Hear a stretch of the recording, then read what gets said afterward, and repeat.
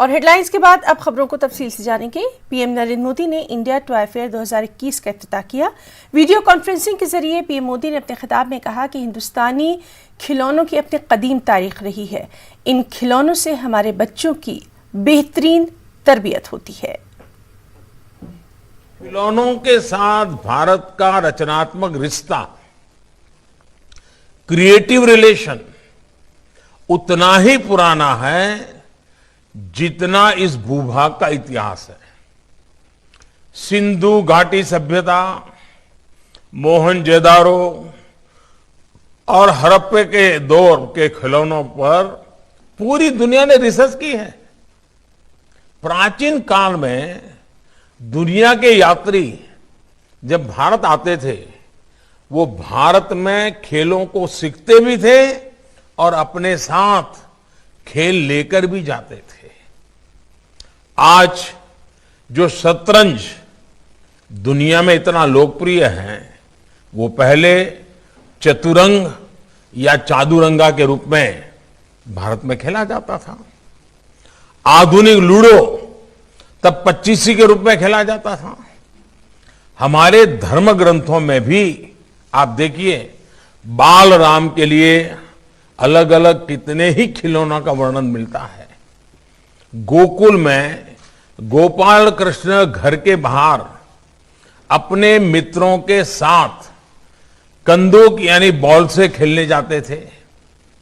हमारे प्राचीन मंदिरों में भी खेलों के, खिलौनों के शिल्प को उकेरा गया है।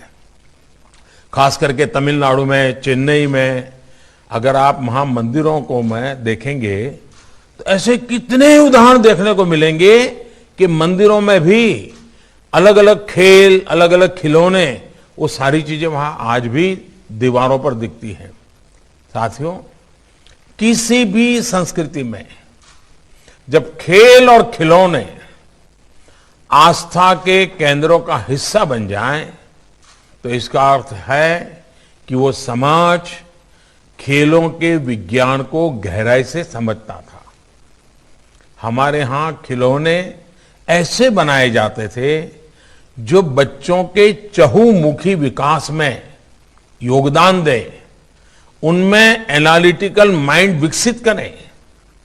आज भी भारतीय खिलौने आधुनिक फैंसी खिलौनों की तुलना में कहीं सरल और सस्ते होते हैं, सामाजिक भौगोलिक परिवेश से जुड़े भी होते हैं।